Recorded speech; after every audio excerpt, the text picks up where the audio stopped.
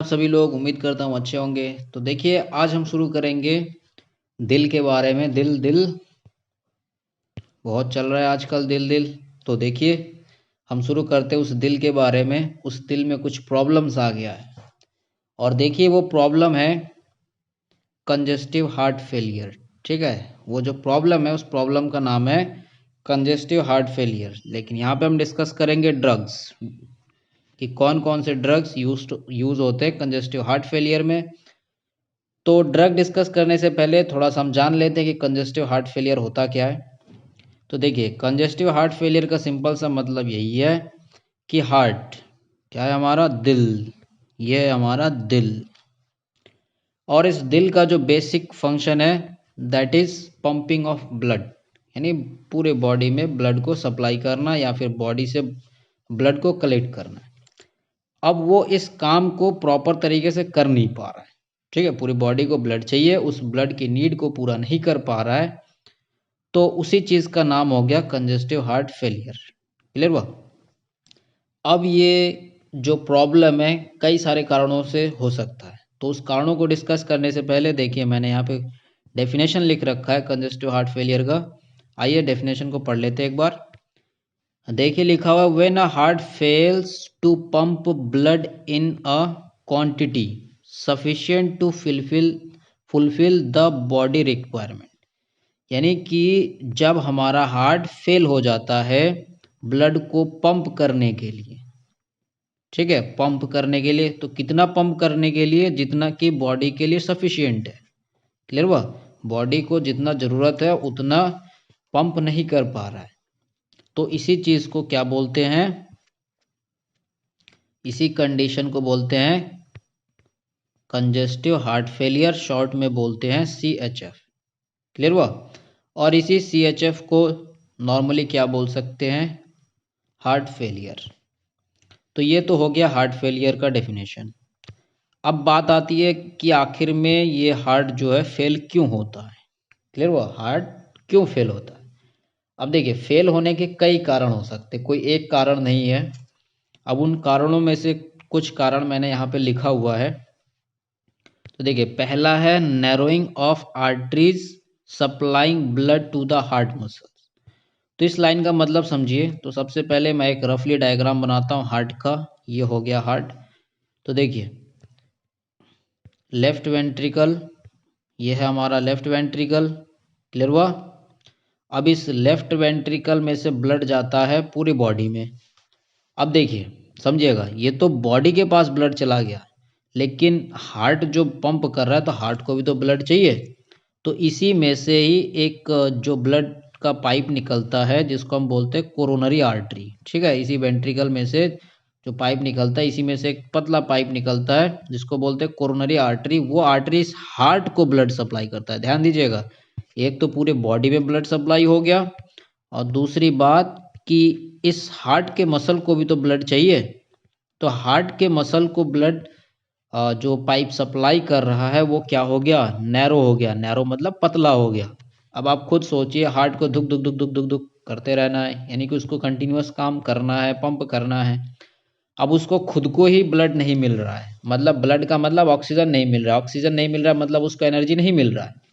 तो क्या ये हार्ट ढंग से काम कर पाएगा? आंसर इज नहीं कर पाएगा। तो पहला कारण तो आपको समझ में आ गया कि हार्ट को ब्लड सप्लाई करने वाला पाइप, मतलब हम बात कर रहे हैं कोरोनरी आर्टरी की, वो क्या हो गया? नैरो हो गया, जिसकी वजह से हार्ट को खुद को नहीं मिल पा रहा है ब्लड। तो वही देखिए लिखा हुआ है narrowing of the artery supplying blood to the heart muscle, यानी हार्ट के मसल को जो ब्लड पहुंचाता है आर्टरी, वो क्या हो गया? नैरो हो गया।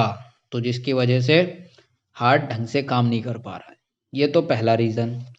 अब दूसरा रीज़न ये देखिए लिखा हुआ है एंडोकार्डिट्स। अब इसका मतलब क्या होता है? Infection in heart valve. अब देखिए अगेन मैं एक रफली स्ट्रक्चर बनाता हूँ। ये हो गया हार्ट। ठीक है, अब देखिए इस हार्ट में वॉल्व लगा होता है, यहाँ पे एक वॉल्व लगा होता है, यहाँ पर वॉल्व होता है, फिर यहाँ से जो पाइप आता है यहाँ पे वॉल्व लगा होता है ना। आपने पढ़ा है ना वॉल्व वॉल्व क्या करता है कि ब्लड को एक ही डायरेक्शन में फ्लो कराने में मेंटेन करता है, ताकि ये जो ब्लड यहाँ से आए वो नीचे ही आए, यहाँ से फिर ऊपर ना जा पाए। तो इस चीज़ को मेंटेन कौन करता है? ये वॉल मेंटेन करता है ना। तो अब उस वॉल में क्या हो गया? गड़बड़ी हो गया, मतलब उस वॉल में इन्फेक्शन हो गया। तो वॉल में इन्फेक्शन हो जाएगा तो क्या हो जाएगा? ब्लड को एक डायरेक्शन में जाना चाहिए, लेकिन वो एक डायरेक्शन में नहीं जा पाएगा। तो जिसकी वजह से क्या हो जाएगा? बॉडी को सफिशिएंट अमाउंट में ब्लड नहीं मिल पाएगा। तो ये दूसरा कारण। अब थर्ड में देखिए क्या कह रहा है, मायोकार्डिट्स मतलब इन्फेक्शन ऑफ हार्ट मसल। अब हार्ट के मसल यानी हमारे जो वेंट्रिकल के मसल्स है, यानी ये सब क्या है, यहाँ पे बीच में तो चैम्बर होता है, ये ऑरिकल, ये वेंट्रिकल। अब ये सब क्या होता है? ये सारे ये मसल होते हैं। अब इस मसल में कहीं पे हो गया इन्फेक्शन। अब अगर इन्फेक्शन हो गया तो क्या ये जो वेंट्रिकल है हमारा, ये प्रॉपर तरीके से कॉन्ट्रैक्ट कर पाएगा? आप खुद सोचिए, आपके हाथों में कहीं इंजरी हो गया तो आप पहले जितना काम कर सकते थे क्या उतना काम कर सकते हैं? तो आंसर इज नहीं, है ना। तो काम नहीं कर पाएगा। तो उसकी वजह से भी बॉडी को प्रॉपर अमाउंट में ब्लड नहीं मिल पाएगा। इतनी बात समझ में आई? क्लियर हुआ? ये हमने 3 कारण डिस्कस कर लिया। अब नेक्स्ट है, देखिए यहाँ पे लिखा हुआ है प्रीलोड, एरो नीचे की तरफ है, मतलब डिक्रीज। Preload decrease. तो सबसे पहले सुनिए प्रीलोड का मतलब क्या होता है। तो अगेन डायग्राम। अब मैं डायग्राम केवल लेफ्ट पार्ट का बनाता हूँ, ठीक है, क्योंकि लेफ्ट पार्ट का ही काम है। तो ये हो गया आपका ऑरिकल और ये नीचे हो गया वेंट्रिकल। एक मिनट, थोड़ा सा मैं सही से बना दूँ।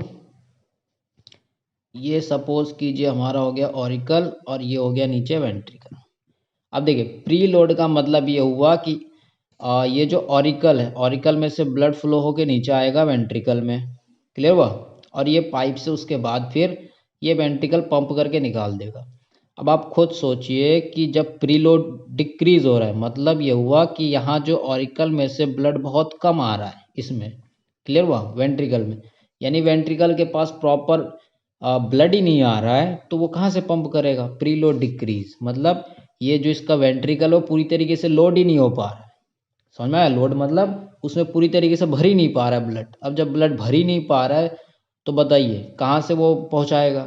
है ना, एक गाड़ी है जिसमें माल लदा हुआ ही नहीं है। अब आप सोचो वो गाड़ी माल लेके चला जाए तो क्या वो गाड़ी पूरा माल पहुँचा पाएगा? जब उसके अंदर माल ही नहीं भरा हुआ है तो कहाँ से ले जाएगा? सिंपल वही बात कि वेंट्रिकल के पास ब्लड ही नहीं है तो कहाँ से ले जाएगा? है ना, खाली हार्ट दुख दुख दुख दुख करने से थोड़ी ब्लड पहुँच जाएगा, इसके अंदर ब्लड होना भी तो चाहिए। क्लियर हुआ? तो पहली बात इसमें क्या हो गया प्रीलोड में, कि वेंट्रिकल के पास सफिशिएंट अमाउंट में प्रीलोड नहीं हो पा रहा है, मतलब उसमें ब्लड नहीं आ पा रहा है। अब उसके बाद नेक्स्ट है आफ्टर लोड इंक्रीज। अब आफ्टर लोड का मतलब समझिए, आफ्टर लोड का मतलब है रेजिस्टेंस, कि जैसे ये हमारा हो गया ऑरिकल, ये हो गया वेंट्रिकल, ठीक है। ऑरिकल ने यहाँ एरोटा से होता हुआ थ्रू आउट बॉडी ब्लड पहुँचा रहा है। अब सपोज कीजिए यहाँ पे कोई ऑब्स्ट्रक्शन है, रुकावट है। क्लियर हुआ? आफ्टर लोड मतलब ये सामने क्या है? रुकावट है। क्लियर हुआ? अब वो रुकावट बढ़ गया, समझ में आया? ये जो आगे की पाइप है, पाइप जाम हो गया है। समझ में आया? आप एक मोटर से पाइप के अंदर मोटर से पाइप में पानी डाल रहे हैं और वो पाइप अगर जाम है तो बताइए क्या यहाँ पे कितना भी आप ब्लड भर दो ये आगे जा पाएगा? क्योंकि पाइप तो जाम पड़ा हुआ है ना। अब जब यहाँ पे जाम है तो क्या फिर ये आगे ब्लड जा पाएगा? बताइए, खुद सोचिए, नहीं जा सकता। यानी आफ्टर लोड अगर बढ़ गया, क्योंकि देखिए थोड़ा बहुत रेजिस्टेंस तो जरूरी है, क्योंकि रेजिस्टेंस नहीं होगा तो यहाँ से प्रॉपर प्रेशर नहीं बनेगा। लेकिन वही अगर रेजिस्टेंस आप पूरा का पूरा ही बढ़ा दीजिए, मतलब पूरा पाइप ही ब्लॉक कर दीजिए, तो क्या होगा? यहाँ इतना प्रेशर बढ़ जाएगा कि इस यहाँ से ब्लड ही नहीं जा पाएगा, है ना। उससे फिर हार्ट में दूसरी बीमारी भी हो सकती है। तो इसका मतलब हमने क्या समझा कि आफ्टर लोड का मतलब हमारा पाइप कहीं से जाम पड़ा होगा, ज़्यादा जाम हो जाएगा, तब भी ब्लड सफिशिएंट अमाउंट में आगे ट्रांसफ़र नहीं हो पाएगा। क्लियर हुआ सिंपल शब्दों में? तो दोस्तों फिर से एक बार देख लेते हैं कि ये जो वजह है किस वजह से होता है। देखिए सबसे पहले तो हमने देखा क्या, नैरोइंग ऑफ आर्टरी, कि जो हार्ट को खुद को ब्लड सप्लाई कर रहा है वो नैरो हो गया, पतला हो गया। फिर उसके बाद देखा कि हार्ट का जो वॉल है, वॉल जो कि ब्लड को एक ही डायरेक्शन में फ्लो करवाता है, ठीक है, वो वॉल खराब हो गया, उसमें थोड़ी गड़बड़ी आ गई। क्लियर हुआ? जो लोग गांव में रहते हैं उनको पता होगा, नल का वॉल खराब हो जाता है तो नल में पानी नहीं टिकता है, पानी चला जाता है। फिर उसके बाद देखिए ये है फिर इन्फेक्शन ऑफ हार्ट मसल, कि मसल में इन्फेक्शन हो गया यानी मसल बीमार हो गया तो मसल प्रॉपर काम नहीं कर पाएगा। क्लियर हुआ। फिर उसके बाद है प्रीलोड। प्रीलोड मतलब जो हमारा वेंट्रिकल है, लेफ्ट वेंट्रिकल, वो प्रॉपर तरीके से ब्लड भर ही नहीं पा रहा है, तो जब भरेगा ही नहीं तो कहाँ से हो पाएगा। फिर उसके बाद है आफ्टरलोड, मतलब आगे रेजिस्टेंस ज़्यादा है उसकी वजह से भी ब्लड सफिशिएंट अमाउंट में नहीं जा सकता। क्लियर हुआ। ये तो कुछ कारण है, और भी कई सारे कारण हो सकते हैं। तो चलिए दोस्तों फिर आगे बढ़ते हैं। तो किसमें, क्लासिफिकेशन ऑफ मेडिसिन। ठीक है, क्योंकि टॉपिक तो हमारा था drugs used in congestive heart failure, लेकिन अब तक हम क्या डिस्कस कर रहे थे कि कंजेस्टिव हार्ट फेलियर होता क्या है, और नेक्स्ट था कि क्यों होता है। अब हम बात करते हैं अगर हो गया। ठीक है, अब हो गया, अब होने के बाद हमारे पास क्या क्या उपाय है। तो उपाय के लिए देखिए कई सारे ड्रग्स हैं हमारे पास। तो क्लासिफिकेशन में सबसे पहला है drugs with positive inotropic effect. अब देखिए ये पॉजिटिव आइनोट्रोपिक, आइनोट्रोपिक का मतलब समझते हैं। आइनोट्रोपिक का मतलब एक तरीके से आप समझ सकते हैं हार्ट बीट। ठीक है, पॉजिटिव मतलब प्लस, यानी हार्ट बीट को बढ़ाएगा। क्लियर हुआ। पहला क्लासिफिकेशन में क्या हो गया, drug with positive inotropic effect, यानी ऐसा ड्रग जो हार्ट बीट को बढ़ाएगा। बढ़ाएगा मतलब कहने का मतलब है कि ये ऑरिकल या वेंट्रिकल, ठीक है, तो ये जो वेंट्रिकल का जो पुशिंग है, पुशिंग मतलब ये जो धुक से करता है, वो धुक वाला प्रेशर ज़्यादा लगाएगा। क्लियर हुआ। तो ये हो गया पॉजिटिव आइनोट्रोपिक। तो उम्मीद करता हूँ समझ में आ रहा है आपको। तो पॉजिटिव आइनोट्रोपिक मतलब वो जो प्रेशर लगाएगा वेंट्रिकल वो ज़्यादा लगाएगा। ठीक है, इससे पहले क्या था कि प्रेशर वो कम लगा रहा था, जिसकी वजह से वेंट्रिकल पूरी तरीके से खाली नहीं हो पा रहा था और वेंट्रिकल के अंदर ही ब्लड रह जा रहा था। क्लियर हुआ, वो पूरा नहीं निकाल पा रहा। तो उसकी वजह से हम क्या, कौन सा ड्रग देंगे, पॉजिटिव आइनोट्रोपिक, ताकि वो ज़्यादा प्रेशर लगाए और पूरा अपना ब्लड खाली कर दे। तो इसमें सबसे पहला आता है कार्डियक ग्लाइकोसाइड, एग्जाम्पल है डिजॉक्सिन, डिजिटॉक्सिन। फिर उसके बाद है बीटा एड्रीनर्जिक एगोनिस्ट। क्लियर हुआ। अब देखिए यहाँ पे बीटा एडिनर्जिक एगोनिस्ट है, एग्जाम्पल है डोपामिन। क्लियर हुआ। अब देखिए नीचे ही देखिएगा, फिर से आएगा बीटा एडिनर्जिक, वहाँ पे आएगा एंटागोनिस्ट, मतलब एगोनिस्ट तो बढ़ाएगा। अब कई बार होता है कि हार्ट कुछ ज़्यादा ही बढ़ गया, उसका जो स्पीड है धक धक धक धक धक धक धक धक कुछ ज़्यादा ही हो गया। अब ज़्यादा हो गया मतलब कि उसमें सामान भर ही नहीं पा रहा है, पहले ही चला जा रहा है, मतलब वेंट्रिकल में ब्लड भर ही नहीं पा रहा है, पहले ही अपना कॉन्ट्रैक्शन कर दे रहा है। समझ में आया। तो जब पहले कॉन्ट्रैक्शन कर देगा तो क्या होगा, वो खाली हार्ट ही दुख दुख दुख दुख करता रहेगा। इन द सेंस आपको बताऊं, देखिए थोड़ा समझिएगा आराम से। ये एक गाड़ी है, ठीक है, इस गाड़ी को माल लाद के ले जाना है। अब एक बात बताइए, इस गाड़ी को यहाँ से माल लाद के यहाँ पे ले जाना है, समझिएगा, मतलब ये हमारा हार्ट है, हार्ट को ब्लड पंप करना है। अब इसके अंदर आप माल भरेंगे, थोड़ा टाइम तो चाहिए ना माल भरने के लिए। तो उतना टाइम अगर यहाँ नहीं रुकता है, खाली आता है चला जाता है, आता है चला जाता है, तो क्या इस गाड़ी के अंदर कुछ जा पाएगा, बताइए आप खुद सोचिए। नहीं जा सकता, क्योंकि इसको यहाँ पे आना पड़ेगा, थोड़ी देर रुकना पड़ेगा माल भरने के लिए, फिर माल भर के जाएगा ना ये। क्लियर हुआ। अब आप सोचिए दूसरा केस, ये गाड़ी यहाँ पे आए, इसमें माल हमने भर दिया, लेकिन फिर भी ये रुका हुआ है, तब भी नहीं जा रहा है, तब भी क्या हो जाएगा, यहाँ जाते जाते लेट हो जाएगा। तो दोनों केस समझ में आया। एक तो ऐसा है गाड़ी आया, माल हमने भर दिया, लेकिन वो जा नहीं रहा है, तब भी लेट हो जाएगा, है ना। तो वो केस था हमारा पहला वाला। अब दूसरा वाला क्या है कि गाड़ी में माल भर नहीं पा रहा, पहले ही वो चला जा रहा है, तब भी क्या होगा, खाली गाड़ी जाएगा खाली गाड़ी आएगा। तो वही वाला सीन यहाँ पे देखिए। पहले वाला केस में क्या था, पहले वाले में था कि जो ब्लड तो भर गया, लेकिन क्या था, वो फोर्स नहीं लगा पा रहा था जोर से, जिसकी वजह से ब्लड जा नहीं रहा था। अब दूसरे केस में अब ब्लड भर नहीं पा रहा, उसके पहले ही वो पंप कर दे रहा है। तो बताइए क्या फिर भी बॉडी को मिल पाएगा ब्लड, नहीं मिल पाएगा, दोनों केस में नहीं मिल सकता। तो हमारे पास जो नॉर्मल कंडीशन क्या होता है, हार्ट ने एक बीट किया, थोड़ी देर रुका, फिर ब्लड भरा, फिर उसने बीट किया, ये होता है प्रोसीजर। लेकिन यहाँ पे क्या था कि ब्लड तो भर गया फर्स्ट वाले में, यहाँ पे ब्लड तो भर गया लेकिन वो पंप नहीं कर रहा है। ठीक है, समझिएगा तसल्ली से, क्योंकि पढ़ाई का काम तसल्ली से हो सकता है। फिर दूसरे केस में क्या हुआ, ब्लड भर ही नहीं रहा, उससे पहले ही वो क्या कर रहा है, कॉन्ट्रैक्ट कर दे रहा है। तो इसीलिए यहाँ पे हम कौन सा दवाई देंगे, हम ऐसा दवाई देंगे ताकि वो क्या करे, थोड़ी देर रिलैक्स करे, ताकि उसमें ब्लड को हम भर पाए।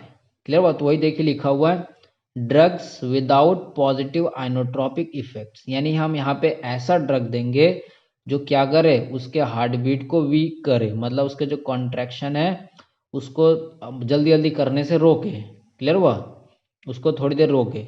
तो उसके लिए देखिए यहाँ पे ड्रग्स है हमारे पास कौन कौन से, डायूरिटिक याद आ रहा है, किडनी के वहाँ पे उसमें भी आएगा। फिर यही डायूरिटिक आपके ब्लड प्रेशर में भी आएगा। तो देखिए डायूरिटिक, थायाजाइड, फ्लूरोसिमाइड, ये 2 ड्रग हो गए।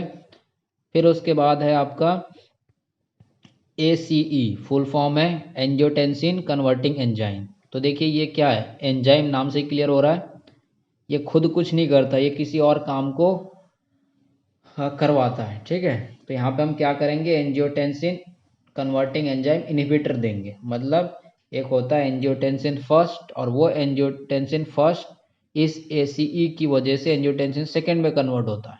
ठीक है, तो जब इनहिबिटर देंगे तो ये ACE एक्टिवेट ही नहीं होगा, तो एक्टिवेट ही नहीं होगा तो क्या होगा, फिर एंजियोटेंसिन सेकेंड बनेगा ही। ठीक है, बनेगा नहीं तो फिर हार्ट का जो रेट है थोड़ा सा कम हो जाए। यहाँ पे देखिए इनहिबिटर दे रहे हैं कि मतलब कम करेगा, ब्लॉक नहीं करेगा। ब्लॉक मतलब रोक ही देगा, हार्ट को रोक ही दिया, जाओ जाओ बेटा काम से। ठीक है, तो यहाँ सिर्फ इनहिबिटर है, थोड़ा कम करेगा। एग्जाम्पल है कैप्टोप्रिल, लिसिनोप्रिल, इनैलाप्रिल। फिर उसके बाद वही देखिए बीटा एडिनर्जिक, वहाँ पे था एगोनिस्ट मतलब बढ़ा रहा था, लेकिन यहाँ पे हम क्या देंगे, एंटागोनिस्ट, ताकि थोड़ा सा कम हो जाए। और वो देखिए क्या है, ये कम करने के लिए एग्जाम्पल है बिसोप्रोलोल और मेटोप्रोलोल। फिर उसके बाद है वैसोडाइलेटर। वैसोडाइलेटर मतलब क्या हुआ, वो जो पाइप है हमारा पूरे बॉडी में फैला हुआ उसको थोड़ा सा डायलेट कर दे, फैला दे, मतलब वो पतला हो गया है और इसको थोड़ा सा क्या करे, उसका जो अंदर का डायमीटर है, मतलब ये सपोज कीजिए एकदम पतला हो गया है, तो इसी को क्या करे, थोड़ा सा फैला दे। फैला देगा तो क्या होगा, जो ऑब्स्ट्रक्शन है, रुकावट है, वो कम हो जाएगा, जिसकी वजह से ब्लड आसानी से पूरे बॉडी में जा पाएगा। क्लियर हुआ। वैसोडाइलेटर, वैसोडाइलेटर में कुछ नाइट्रेट्स होते हैं, नाइट्रेट्स के भी एग्जाम्पल अलग अलग है, इसमें और भी सारे होते हैं। फिर उसके बाद है हाइड्रोलाजीन। तो दोस्तों उम्मीद करता हूँ इंट्रोडक्शन पार्ट आपको समझ में आया। तो फिर मिलेंगे नेक्स्ट वीडियो में, और उसमें हम शुरू करेंगे अपना फर्स्ट क्लासिफिकेशन, और वो है हमारा कार्डियक ग्लाइकोसाइड। ठीक है, डिटेल एक्सप्लेनेशन देखेंगे हम कार्डियक ग्लाइकोसाइड का। दोस्तों bye bye, have a good day.